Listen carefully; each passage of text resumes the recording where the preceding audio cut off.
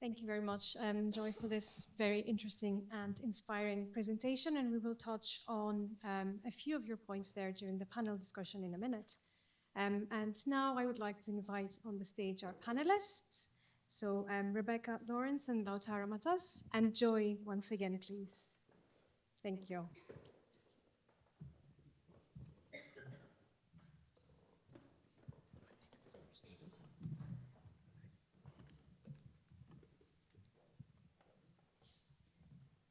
So I am Alexandra Delipalta. I'm the director of the European Office of the Research Data Alliance.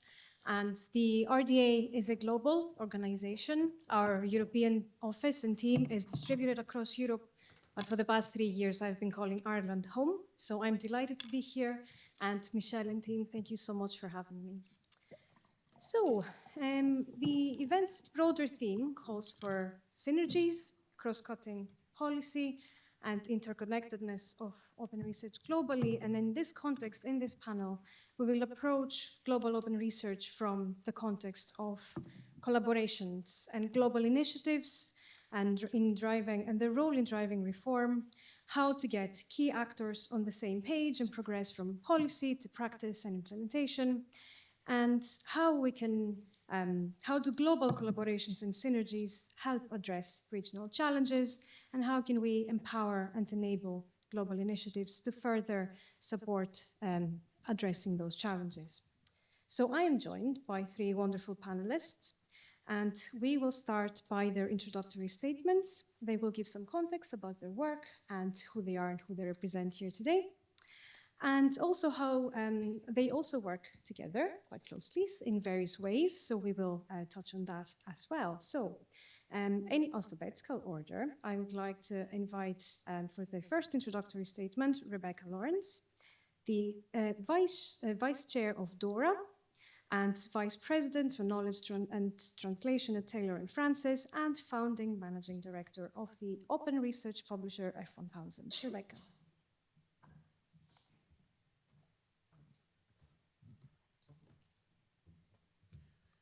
Thank you very much. Delighted to be here. Thank you for the invitation to join this session, and hello, everybody. So I'm going to really talk, although I do have my sort of day hat as an open research publisher who's sort of tried to innovate around supporting open research practices. I'm going to primarily talk today with my DORA hat on, which is the declaration, the San Francisco Declaration on Research Assessment, which came out in 2012. With a real aim to move away from journal and venue-based metrics. So a couple of areas I just wanted to touch on in the opening remarks. The first was really thinking about why is it that we need better research assessment? Why do we need to reform research assessment? And fundamentally, the core reason behind this is about supporting better and higher quality research and enabling us to achieve the outcomes that we're trying to achieve. And what sits behind that is around trying to reduce that reliance on venue and metrics, venue and journal metrics as part and primarily as a core part of assessment in many cases for research and researchers, institutions, projects, etc. And also reducing reliance from just focusing on English language only, as we've just heard. It's also absolutely fundamental. Okay, it will appear in a minute. So reforming research assessment is also fundamental to us enabling open research practices, because we need to move away from just rewarding the outputs of research to really focusing on thinking about the research processes, and also thinking far more broadly about all the other activities that researchers do to enable a well-functioning research system. At the same time, it's really essential in terms of making sure, that one of the core elements behind open research practices is about, increasing the quality of research making it more reproducible, and tackling a lot of issues around integrity. So one of the challenges we have with the traditional research assessment process is that it really is one of the core drivers around the huge growth, I would say, that we're seeing in integrity issues in research outputs. Not just the ones that are sort of the most obvious around sort of, I'm sure you've seen headlines around paper mills and, you know, misuse of LLMs and all of those kind of issues. But there's a lot of, some of them are unintended sort of problems through sort of poor research practice. And some are maybe intended, but seem on the face of it less problematic, like selective reporting, publication bias, and all those issues. But fundamentally, all of them lead to us having research that's being published that we can't reproduce, that we can't properly and solidly build upon. So it's really essential that we adjust the incentives and the reward systems that we're using to really address the problematic behaviour that we're seeing. And also to support initiatives that enable and ensure that we're using evidence-based policy and tackle research integrity. So what I wanted to really sort of double down on it is the need for us, I think, to really make sure that we're increasingly aligning these initiatives, because we often think of sort of open research over here, research integrity over there, research assessment over here.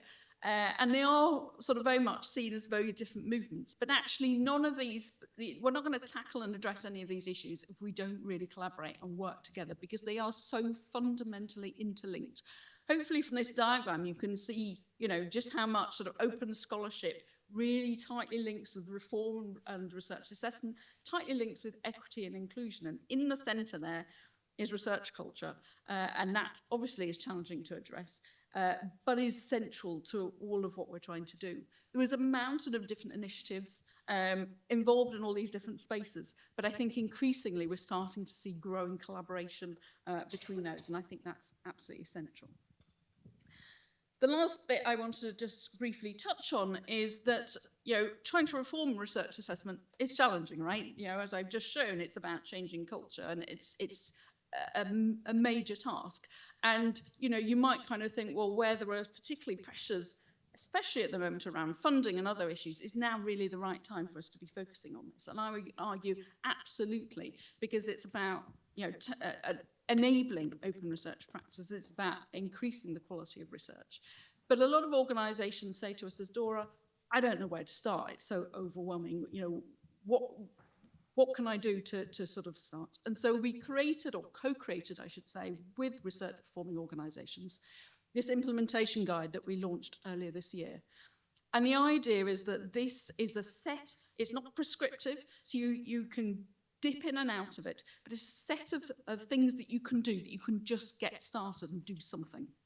So chapter 1 is a general introduction, you know, why is this important? Hopefully will help you have conversations within your organizations with leadership if needed to sort of raise awareness of this.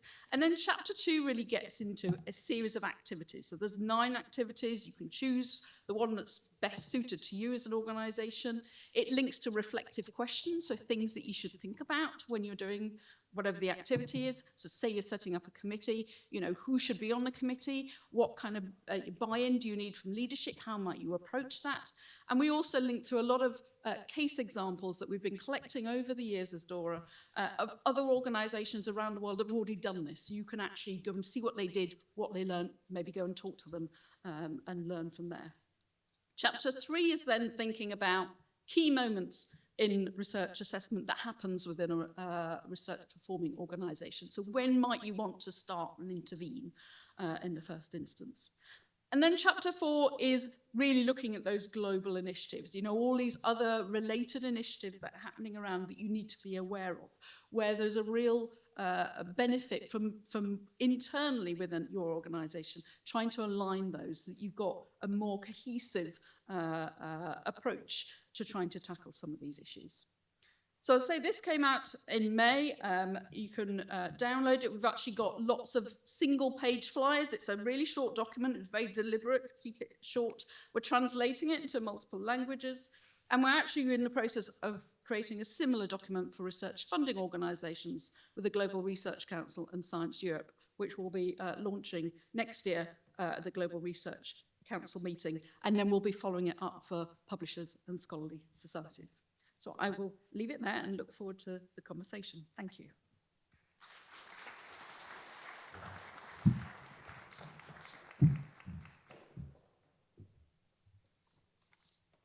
Thank you, Rebecca. Now I would like to invite Lautaro, Executive and Technical Director at La Referencia, project leader and developer of the La Reference software platform, and a member of the Center for Studies in Science, Development and Higher Education. Please. Thank you very much. Good morning, all. Thank you very much for having me here. For me, it's a pleasure. And I'm very grateful for this opportunity. I want to thank you, Michelle and Ellie, for making this possible. So I will start with a very brief introduction of what La Referencia is, to give you some context. La Referencia is our Latin American network of open science. We're born as a repository network funded by the project, led by Clara, our research and education network, our regional research and education network, and supported by the governance of our countries. So, and then it became, thanks to the agreement signing, we turned into a permanent initiative in Latin America, supported by our governments, our ministries and agencies of science and technology. So we are now working in the expanded to open science, to be an open science network, and we create infrastructure for our countries.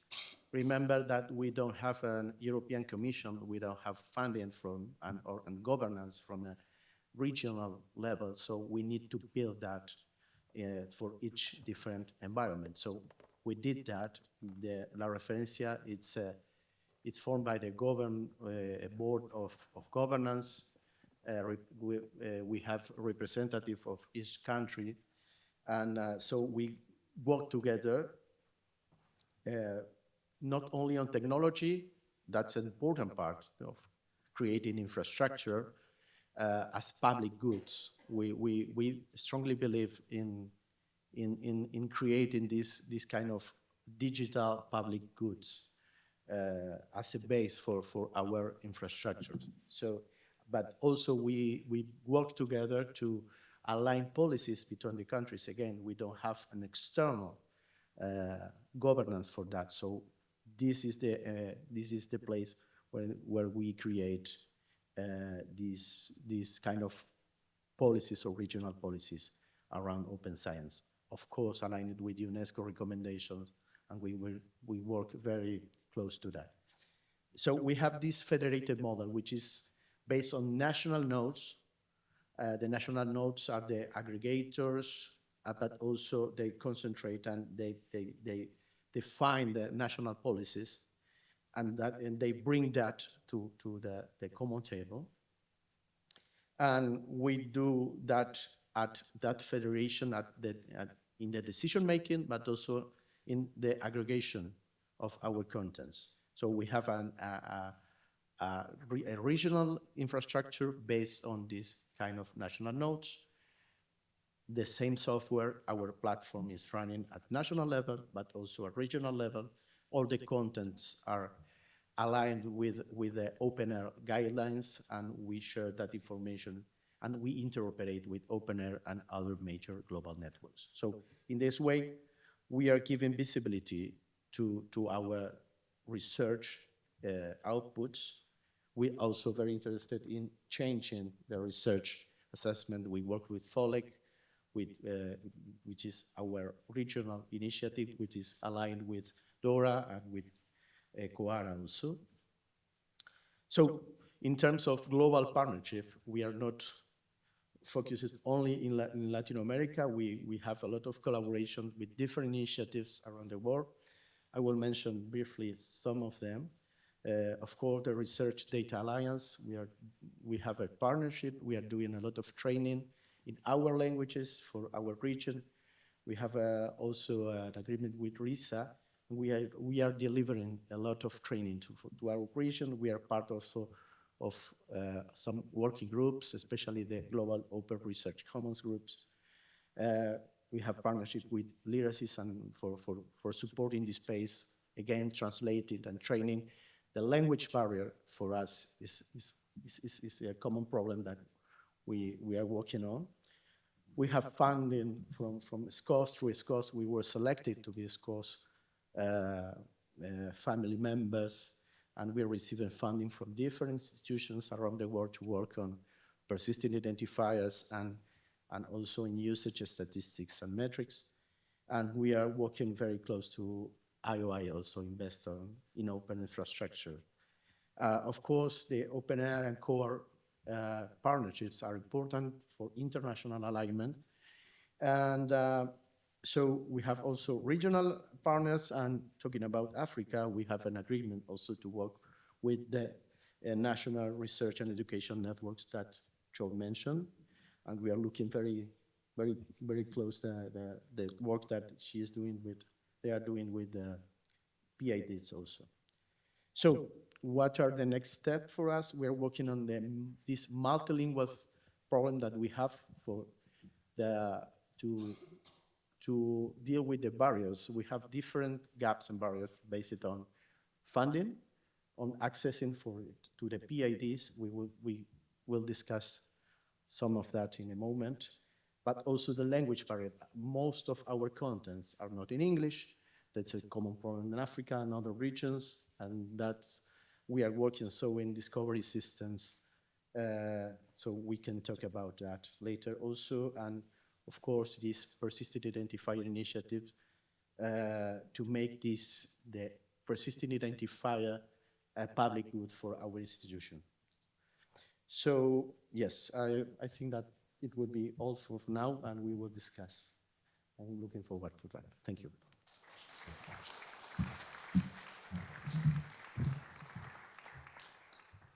Thank you, Lautaro. And now I'd like to give the floor again to Joy. Thank you.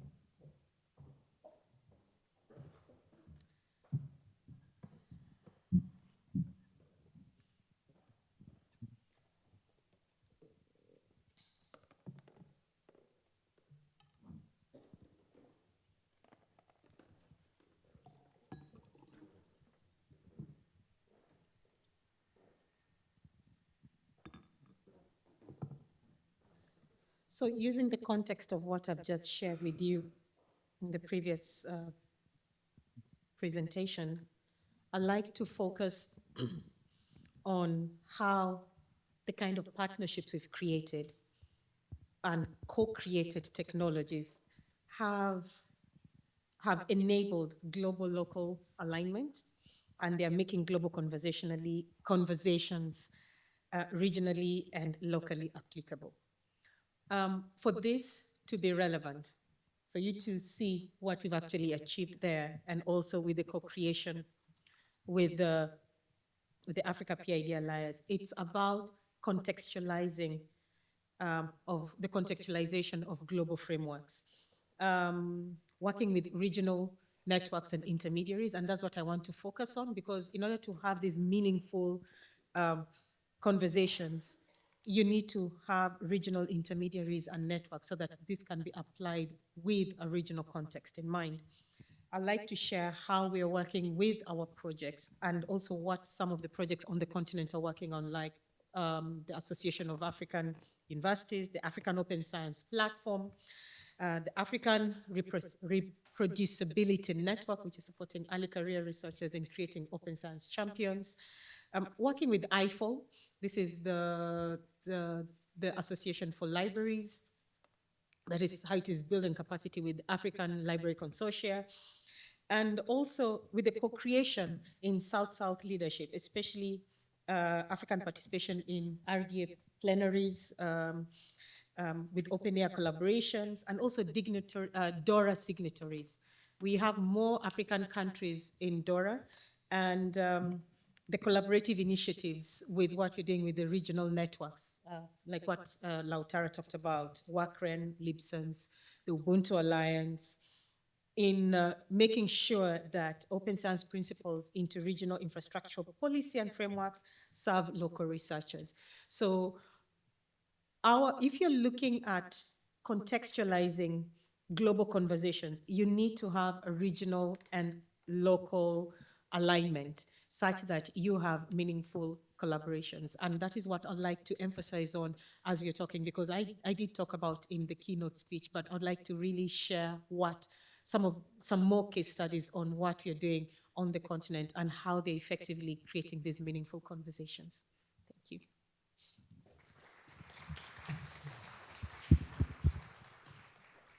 Thank you. Thanks very much, Joy. So where do we start? We have quite a few topics on the table today. And so let's start with Rebecca. So you're representing DORA. You also have a publisher hat on. In the context of synergies, how can we bring publishing reform and responsible research assessment together in one room? Let's get into that. Yes, very good question and very timely question, actually, because there is an initiative that we are working on as DORA together with an organisation called ASAP Bio, who are very much driving the preprint movement, particularly in biomedical sciences, together with CWTS, that you're probably familiar with from Leiden, and together with ISC, so the International Science Council. So as a group of four, we're actually bringing together next week in Pisa a number of key people from those two communities, right? The publishing reform community and responsible research assessment community. In fact, we've already had some really interesting discussions together because, as I was trying to allude to earlier, we're not actually, from the publishing side, with my publishing hat on, all the time we've sort of, we've innovated. My previous role was founding managing director of open research publisher called F1000, which was really about trying to transform the way we publish research. But one of the challenges that we face, and indeed all the organisations that are actually innovating around the way that we share and publish research and review it and all those kind of things, we hit against the problem that the research assessment process still incentivises the traditional way of publishing, and in fact disincentivises adoption of any of these other open research type of models that are already out there. But equally, from the other side, with the DORA hat on, actually you can't really make progress in reforming responsible research assessment if you don't have alternative models and if you're not collaborating together and making sure that you're capturing other metrics that will enable you to measure things in a different way and improve the way that we're measuring things. So it's absolutely essential that, we work together. So the meeting next week is really trying to figure out, can we start by at least recognizing each other's aims and goals? Because I think that at the moment there's probably a bit of a disconnect between those. Try and agree definitions as to what each movement is trying to achieve. And then really understanding the existing progress, because I think each of the communities has its own sense as to progress or probably lack of progress from the other reform movement. But actually, I think both are making quite good progress. We need to recognize what's there. And then we need to find small, tractable things that we can do, that we can work together to start. We need to set up experiments, and we need to make sure we monitor outcomes from that, monitor what works and what doesn't, because one of the challenges that we always come up against from trying to get parties to start to adopt new ways of doing things is, where's the evidence? Where's the evidence it's going to make a difference, that it's worth me investing in changing it? So we need to start to gather that evidence and also to monitor for unintended consequences, because not everything we're going to do is going to work as we think it's going to. So I think those are probably the next steps, which we're already starting, which is good. And I see a lot of nodding around the stage. So would Lautaro or Joy, would either of you like to comment? So when it comes to research assessment, one of the things I've observed in Africa is that, as I earlier said, we do not have the luxury to come up with national frameworks or reforms, because elements pertaining research assessment are enacted in Parliament. This is about someone's career, someone's livelihood, So they are enacted in Parliament. So to have these conversations on the continent, the kind of collaborations you'd need to have would include commissions of university education, because the vice chancellors are not going to adopt it. We have amazing initiatives that are coming up on research assessment, but the vice chancellors are not going to adopt it because it's going against the acts of Parliament. So these kind of conversations will have to be done at policy level, whereby you need to show and give an option of what assessment would work, but also connected with incentivization, which, again, unfortunately, not all African countries are providing proper incentivization on assessment. And even South Africa, as a perfect example, hasn't entirely stated how they are going to incentivize researchers who use open science. And this has one of the most sophisticated incentivization schemes in higher education in Africa. So what is left for the rest of us who are still trying to figure it out? So the best way for in some of the regions for research assessment to be effected is to have the conversations at policy level with vice chancellors coming in as influential actors to help in aiding change for this. Thank you. Lautaro? Okay, thank you. Well, as I said, we are working with, and we are very near of FOLEC, DORA, and we are looking with interest what they are doing. But our responsibility, and it's very complementary to your work and the work that all the research assessment initiatives are doing, is to prepare and to give, with the infrastructure, the data, give the basis for that change. Let me put an example. You mentioned that we need to not only consider the outputs, but the processes about creating the contents and the research outputs. To do that, we need to have identifiers in order to track the actors, the artifacts, the outputs, and the processes, and we don't have that. We don't have that, and let me put an example also about why we are working on persistent identifiers. In Latin America, there's a low coverage of DOIs in our scientific production. If you look in the repositories, it's 20%. If you look into diamond access at Redalic and Cielo, Cielo is a little bit higher, but it's around that. So even if you consider the new sources and you mentioned OpenAlex, part of the metrics are moving to OpenAlex to consider OpenAlex. But if you look at OpenAlex, they're only considering the cross-ref and the data site as a base for the data. So there's a lot of content, a lot of research outputs that are not present there. So even if you need to consider only outputs, it's not enough. That's why we are working on the PIDs as a public good in order to assure a complete coverage, not 20%, not complete coverage of PIDs to our research outputs. That's for us the foundational basis to later consider how to track other kind of interaction, other kind of the activities that we later can measure to give to the initiatives something to work with, right?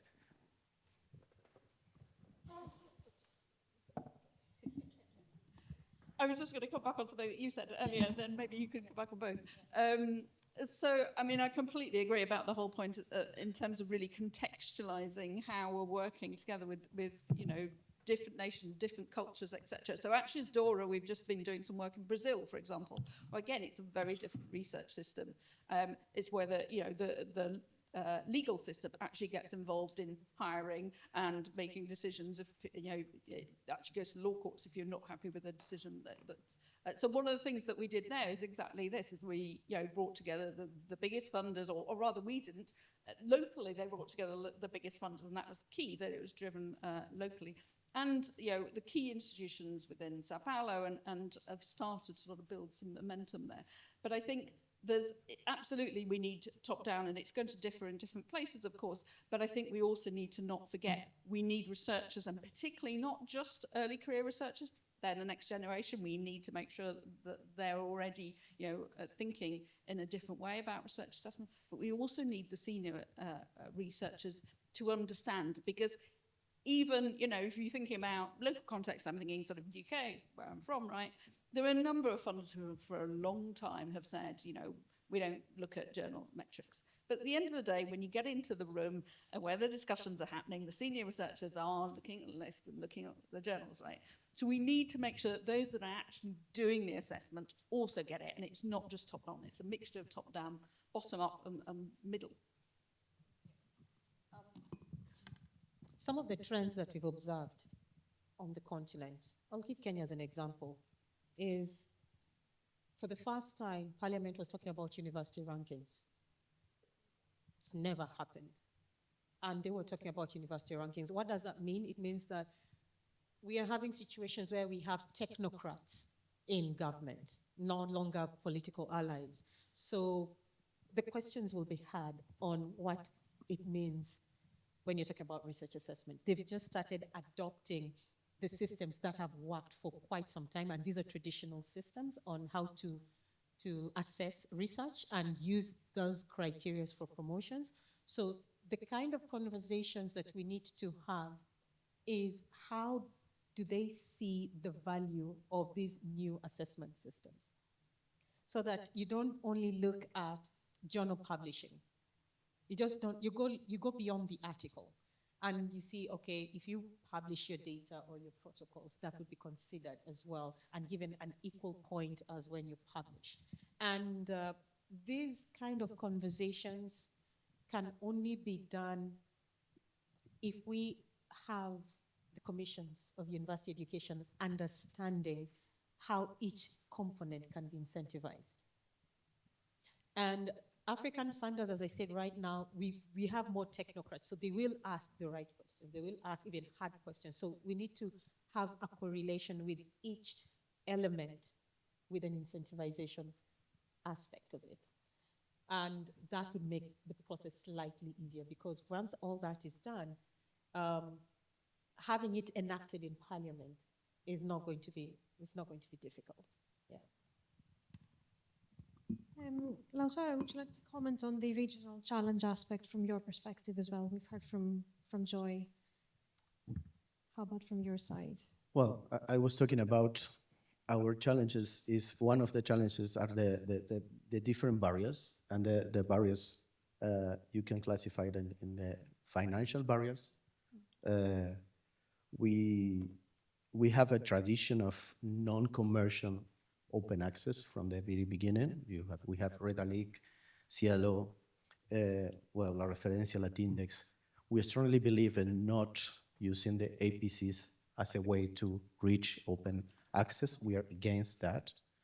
We support different ways of reaching by deposit. Of course, the repositories, the diamond journals, for us, is the way to do it.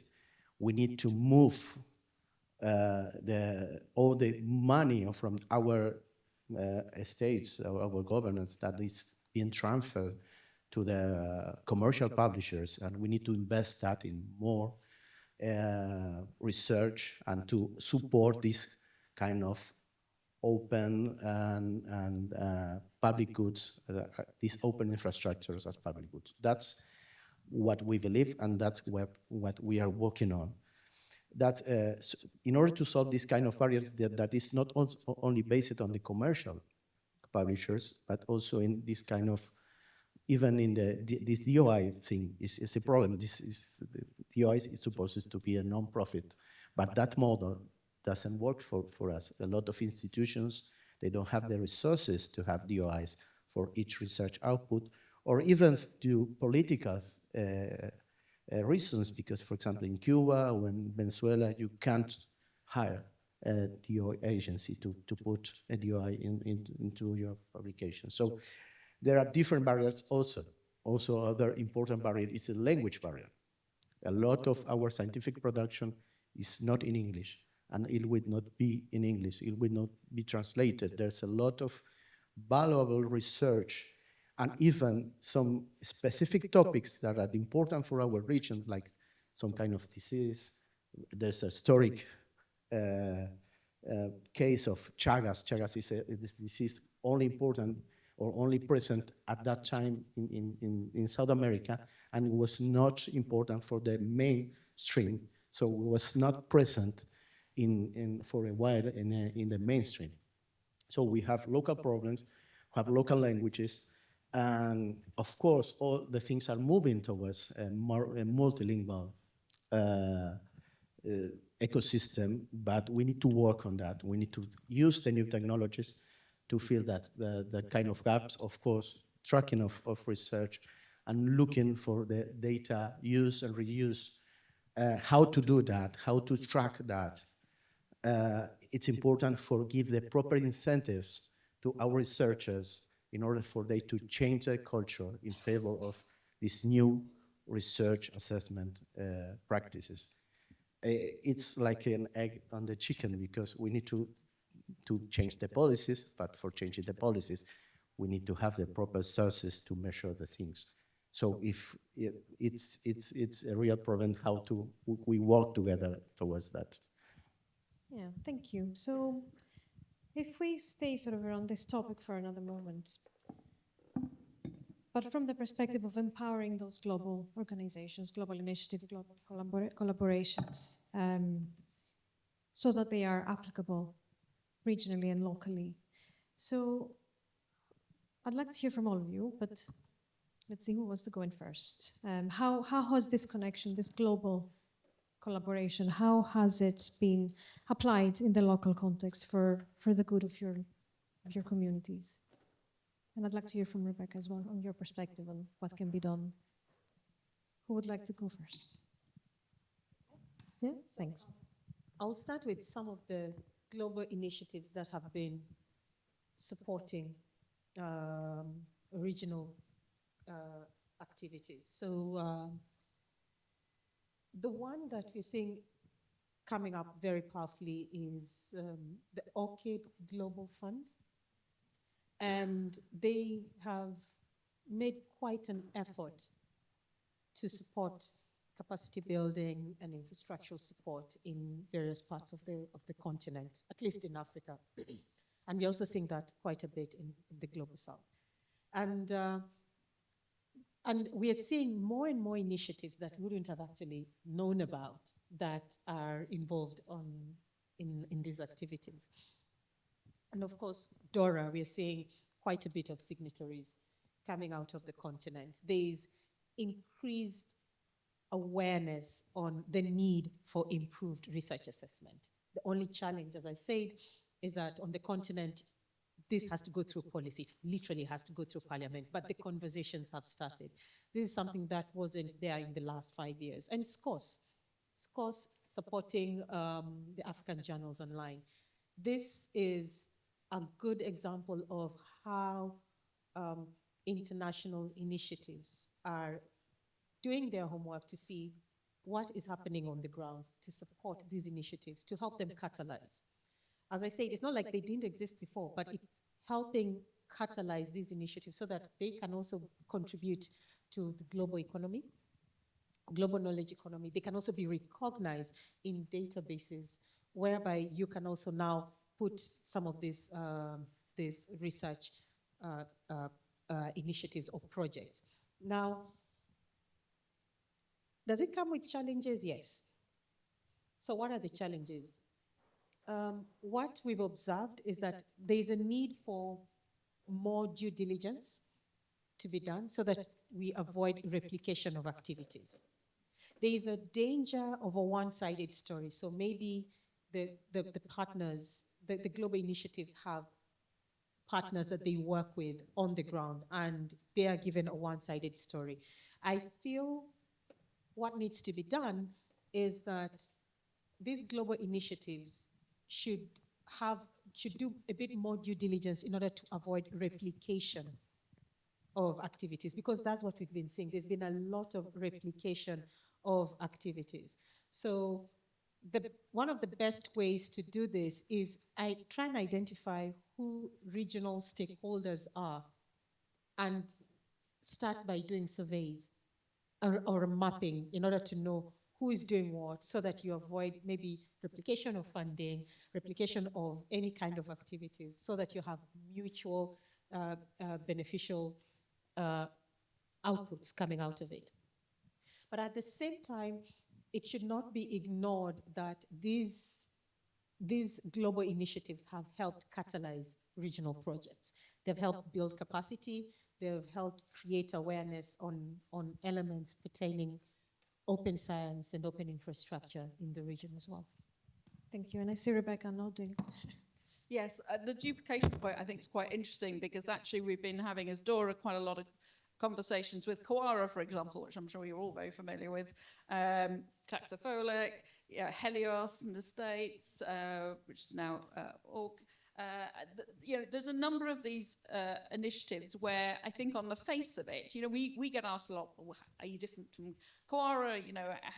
What are you each doing? Are you sort of duplicating effort? So actually we've been working really closely together to try and really articulate, because we are all actually doing different things, and wow, there's a lot to do, so it's not like we don't all need to be doing things here, but to try and articulate so that we can articulate to everybody more broadly where our focus is, where how we're coming at it, where our strengths are, and making the most of each other's strengths. So that's a piece of work that we're doing at the moment. We're very much sort of joining up. OECD is another group. GRC is another group. There's a number of these responsible research assessment initiatives where we're trying to connect them together. Just thinking in terms of that sort of global to local. So DORA has always been very global, and actually we've spent a lot of time actually trying to focus on and have done funding and all sorts of things on various sort of global south regions. We've done, or started to do quite a bit in Africa. We're doing quite a bit in sort of Latin America, Asia, etc. But we have a really diverse board, and one of the things we're trying to do is really use local ambassadors who are sort of based on the ground, who understand the local context, who know all these other initiatives that are going on regionally, to start to try and help connect those different things up. Do multilingual versions, think about, the things that we're doing, actually how do they work in the local context. And the other thing we've been doing is capturing exemplars and case studies from around the world of people that have tried different things, because actually often you may find that you maybe think that it's only relevant looking at examples locally, but actually there may be some really good examples from somewhere else in the world that's tried something that would be relevant to you. So we've created a database called Reformscape that allows you to search for organizations like me, essentially, to see who else has done something and who can I go and talk to. I think that's another way that we can really start to learn from each other. Thank you. Lautaro? Okay. Well, I want to bring some initiatives, global initiatives that are important for us, and I think that the way is to participate in that initiatives, like RDA for us is important. That they cover like a level for researchers from that bottom go up. It's an important level because it's a way to also change the culture, the work that we are doing with the global open research model. It's important also to align what we consider common, how to name the things, and how we can collaborate. The Confederation of Open Access Repositories, CORE, is also another way to go and share what we are doing in order to not to replicate efforts. There are a lot of people doing the same things without knowing that we are working on. So we have a lot of problems to solve. So we can do complementary things. It's important also, and it's also part of our DNA, all the things that we do, all this software, it's open. And it's important to collaborate with others in order to reuse that results and not to create and recreate the same kind of software for the same kind of problems in different parts of the world. So for me, collaboration is participate. Of course, I want to mention SCOS. It was very important for us to be also part of the family. Then you can sit and share experiences. Even beyond the funding, it's about sharing common problems and discover that we are doing sometimes the same things in different parts. So for me, it's participation, openness, and try to collaborate as much as possible in order not to replicate the same things. Yes, please. So in Africa, if you are looking at getting into any collaboration on the continent, so you're looking at global down to the regional, I would always say start with the African Open Science Platform. They have regional nodes, Eastern and Northern and Southern Africa, and they will be able to share with you the various activities that are happening in those nodes. That is the first part, whether it is capacity strengthening or advocacy. Then you have the NRENs, which I just shared in the presented on the slides. These regional NRENs support open infrastructure in higher education systems on the entire continent. So if you're looking at Western and Central Africa, you'll have WACREN. If you're looking at Northern Africa, you'll have ASREN. If you're looking at Eastern and Southern Africa, you'll have the Ubuntu Alliance. And you pretty much know the activities that are happening on the continent. So there are ways in which to mitigate it in order to avoid duplication of activities, whether you're looking at advocacy, if you're looking at capacity building, if you're looking at infrastructure, because as Lautaro said, it's about openness. We are trying to break silos because at the end of the day, open science is for all, and we actually need it the most. When I say we, from the Global South, because we are the ones who are already struggling with limited resources, we have misrepresentation of our work. And so we are striving to make sure that we avoid duplication of activities. And we are open to work with various collaborators. Thank you. I do have one last question before we see if anyone from the audience would like to come in. So let's talk about PIDs for a second, about persistent identifiers. So how have these global and transnational efforts towards developing the PID infrastructure and policy benefited efforts around rights of indigenous communities to their data? Lautaro? Yes? Thank you. Well, first, as I said, for us, PIDs are like a foundational element for make the science, the open science, a reality. We are working from our perspective, we are working this as a public good. What that it means, we don't want to depend on agencies because, as I said, that model doesn't work for our region. That's I'm not saying that you don't go, no, you don't need DOIs, or I have nothing against DOIs. What I'm saying is that we are building a way to have a single identifier for every research result in Latin America, and this is something that we can't have with DOI for the moment. With the present model, that's impossible. It's not possible for us to have that. So we are building this system, which is based also in blockchain. Don't run is a kind of blockchain that is not CPU, GPU demanding. Don't think in the Bitcoin. So it has nothing to do with that. Blockchain, they have different kind of implementations. In our case, this is important also if we want to use this as a base for research assessment, because you need to have track, and if we want to have trust in the system, you need some kind of system that you can trust on. So we are developing this. This is working in Brazil. We already have this deployed in the national aggregation system. So we have thousands of identifiers working there, and we are going to expand this in Latin America. This is also important because we will also preserve the metadata, and in that way we will be offering a source for OpenAlex and other collections that wants to have a comprehensive collection of our research results. So we trust in this way of doing this as a public good, sustained by the governance, by the major institutions, in a way that no one owns the data. No one owns the PIDs. No one can say you can have one, or no one can change the rules in the middle or charge you because some reason. So that's for us the way we are doing with PIDs. Is very complementary what Joy is doing in Africa, and I'm sure that we are going to collaborate soon. For us, is truly just reiterating also what Lautaro said. It will be irresponsible.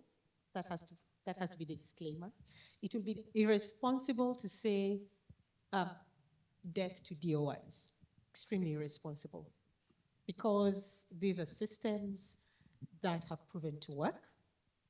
Okay, and there is no university or vice chancellor who is going to say no to DOIs, because it has been ingrained within even assessment. Okay, but we are cognizant of the degree to which they can support the visibility of research. So there's quite a bit that they cannot do. For example, they are linear in nature, so meaning they'll just support one object. Okay? And that means if you're looking at indigenous knowledge and cultural heritage, which is so granular in nature, you cannot have a metadata standard. It will be lumped into a situation whereby you can't assign an identifier, or an identifier that is not entirely resolvable and accessible. So, leaving it in the gray area. So, why are we creating these identifiers? This is to move from access to agency, whereby we know that these technologies exist. They have served their purpose. They are serving their purpose to a certain degree, but they are not providing enough support to make information fair. And with the initiatives of what we've done with the DOC ID, initially we saw this to support indigenous knowledge and cultural heritage. But because it's multilinear in nature and it can support various PIDs, it means that it can support any workflow system. It can connect parent-child relationships, so increasing interoperability on systems that would ideally be under gray areas. And interestingly enough, these initiatives, as I'd said earlier on, are not made in silos. That's what I'm saying. We're not saying death to DOIs. We co-created this with the DOI Foundation, with the Donor Foundation, CNRI. For context, the Donor Foundation is the umbrella body for all identifiers. DOI Foundation reports to the Donor Foundation. Okay? CNRI is what created the handle system, and we've created our system out of the handle system, what we've been using for since 1986. And just like Lautaro, the idea is to keep our metadata within our region. Because what have we noted? We've lost data. We've also lost even metadata. So in order to give us sovereignty, and not sovereignty, in order to maintain sovereignty control, but also have interoperability of our work, we are creating a PID system that can aid in increasing the visibility of our research, our indigenous knowledge, but also our workflow systems, but at the same time, maintaining control of what is ours. This will change the narrative on the visibility on output. And just like in the case of Lautaro, some of the research done in Africa is in the national languages, which you'd call it indigenous language, but I don't think it's indigenous. That's your national language.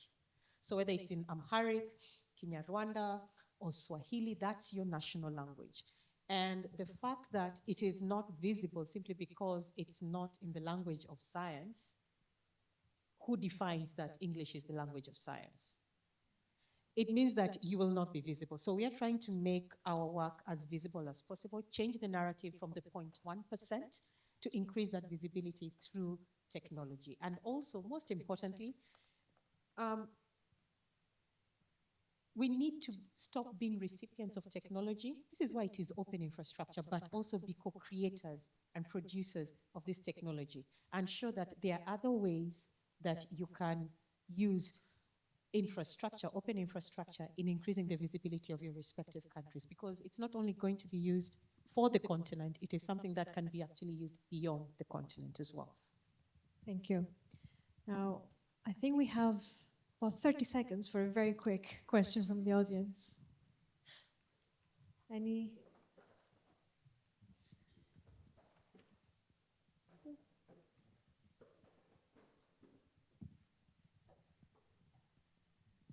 Very quick. Thank you so much. That was incredibly interesting and so rich. I'm just wondering, Joy, in particular, you spoke about university rankings. Are you seeing any other particularly bad habits from the global north kind of creeping into your research systems? Oh, yeah. Santa's list. 30 seconds. Yeah. What I can say, I can rephrase that by saying, what have we done to influence rankings? The fact that we now have sub-Saharan rankings from THE and QS is because we noted that rankings was just focusing on numbers, but not social impact. Research in Africa is also based on social impact because research is based on impact for community in Africa. Okay, especially if you're looking at health research, it's not, if you're seeing research on malaria and HIV, it's not for the global north, it's how we can improve our health systems when it comes to HIV and malaria. So what we've effectively done is that we've put the brakes on how rankings are done in Africa by including the SDGs. So we are, when you see all the rankings touting that, oh yes, they have the SDGs, it was Africa behind that, because it was about time that we started ranking universities based on research for community impact. And that is one of the ways in which we have helped influence that conversation, because for the longest time, it was just based on citation. And that is changing, yes. Anyone else? Just one sentence. Oh, please. Yes. Rankings are basically wrong. The concept of rankings is basically wrong. Even mathematically, it's wrong. So we cannot discuss no more. But Okay. I think we can take one more question for another 30 seconds, if there are any. Yes, please.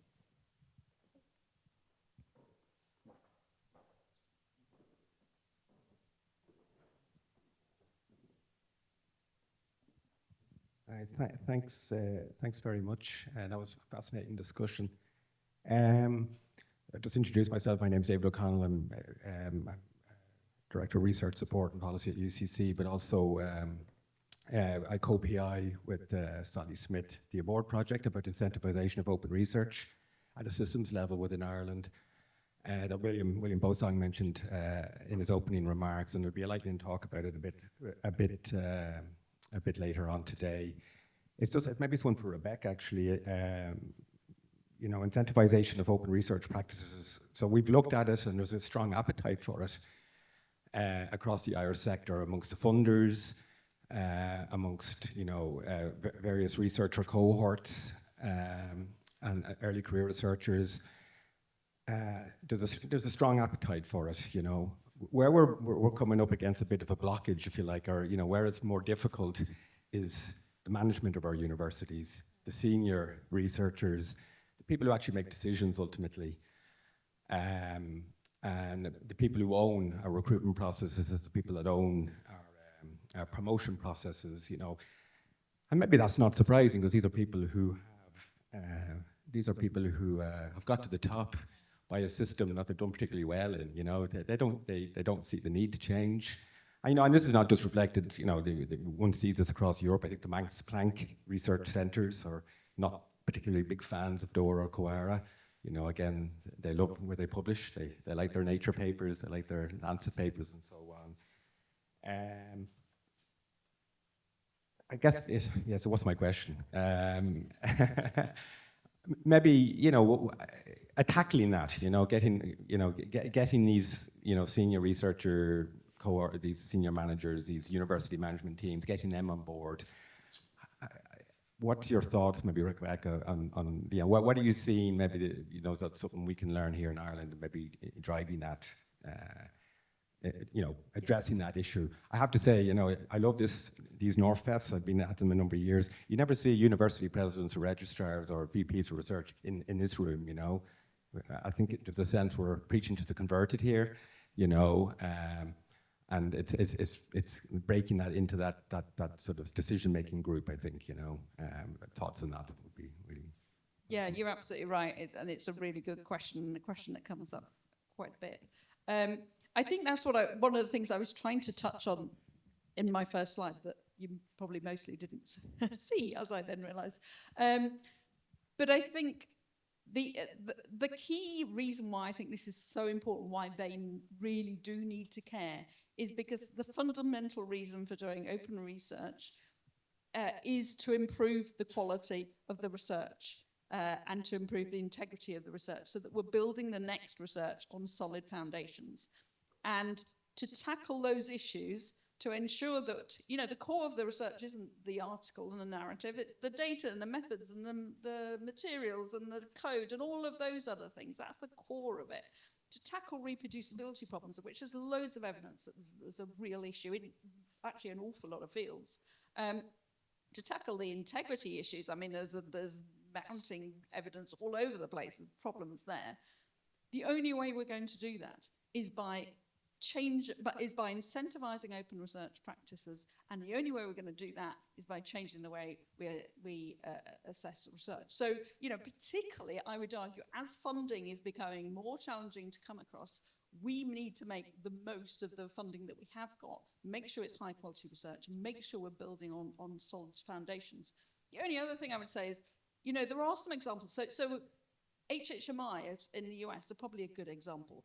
If you look at where their research is published, they're pretty much Nature Cell Science almost exclusively. And yet you look at their leadership, you know, they're not just funding, obviously they've got their own research institutions, and they are pushing very hard towards shifting completely the research assessment process, shifting the way publishing is done completely to more publish, review, curate models, and really heavily supporting open science.